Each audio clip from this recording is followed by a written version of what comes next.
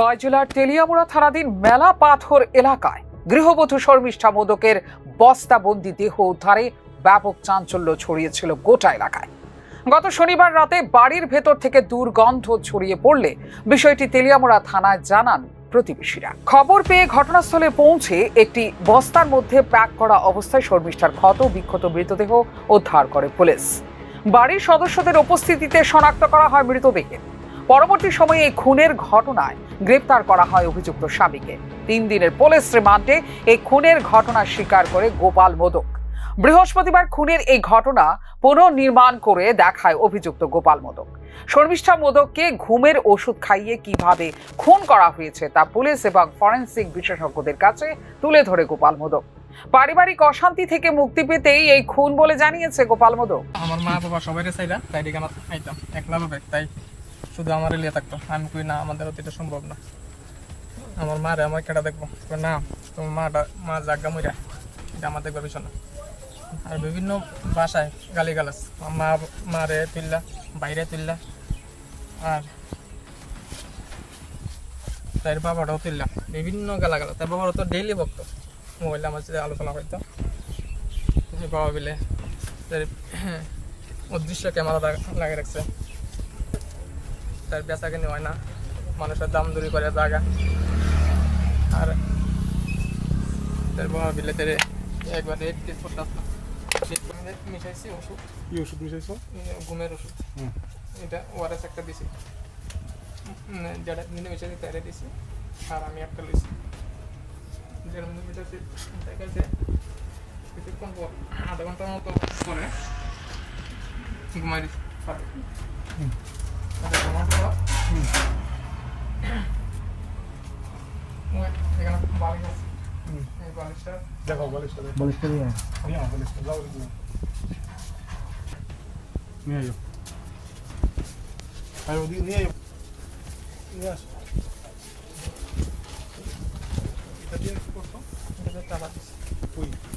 মুখে এটা দিয়া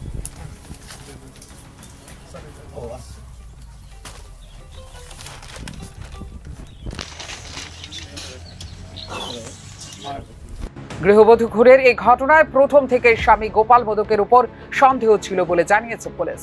এবারে আগের দিন আমাদের কাছে ইনফরমেশন এসেছিল যে একটা বস্তাবন্দি ডেড বডি আছে, তো সেই অনুযায়ী আমরা অ্যারেস্ট করেছি। অ্যারেস্ট করার পর আমাদের যে সায়েন্টিফিক এভিডেন্স, যেটার উপরে বেস করে আমরা এগিয়ে গেছিলাম, এবং এগুলি সায়েন্টিফিক এভিডেন্সের উপরে অনেকগুলো এভিডেন্স আমাদের কাছে এসছে।